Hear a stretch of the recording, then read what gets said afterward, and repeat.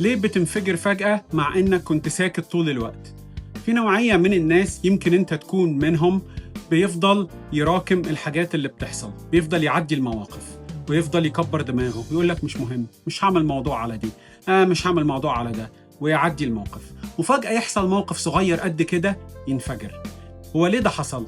الحقيقة إن اللي حصل أنت ما كنتش بتسكت ولا كنت بتعدي، أنت كنت عمال تخزن مشاعرك وكنت عمال تراكمها وتحطها فوق بعض، فبقى عامل عندك زي الخزان ده مليان مشاعر كبت ومشاعر غضب، ومع أقل موقف قد كده يبدأ الخزان ده ينفجر ويبدأ تعمل رياكشن ما كانش متناسب خالص مع الموقف. والناس اللي حواليك تستغرب وتقول إيه ده؟ هو حصل إيه ده كله؟ ده الموقف اللي حصل ده صغير، ما يستاهلش كل الرياكشن اللي عمله ده. فالحقيقة إن الرياكشن ده حصل عشان أنت مليت الخزان على آخره وعمال تراكم المشاعر فوق بعض وعمال تحطها فوق بعض وعمال تقول طيب أنا هكبر دماغي، طيب أنا مش هتكلم، طيب أنا مش هاخد أكشن.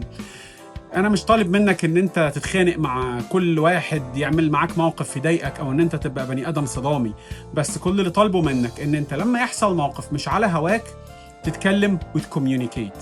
نادي الشخص اللي حصل الموقف، قول له انت كان قصدك ايه بالموقف ده؟ انت قصدت ايه بالكلمة دي؟ الكلمة دي زعلتني، الكلمة دي أثرت فيا. لما تطلع المشاعر أول بأول وهي لسه صغيرة قد كده بتمنعها إن هي تتراكم وتمنعها من إن هي تكبر وتمنعها من إن هي تعمل لك مشكلة بعدين.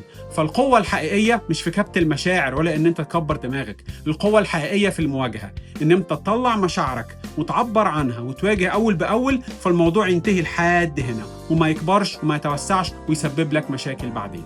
عرفوني ايه رأيكم في الكومنتس، ولو عندكم اي بوينت تحبوا نتكلم فيها يا ريت تناقشوني فيها. ثانك يو.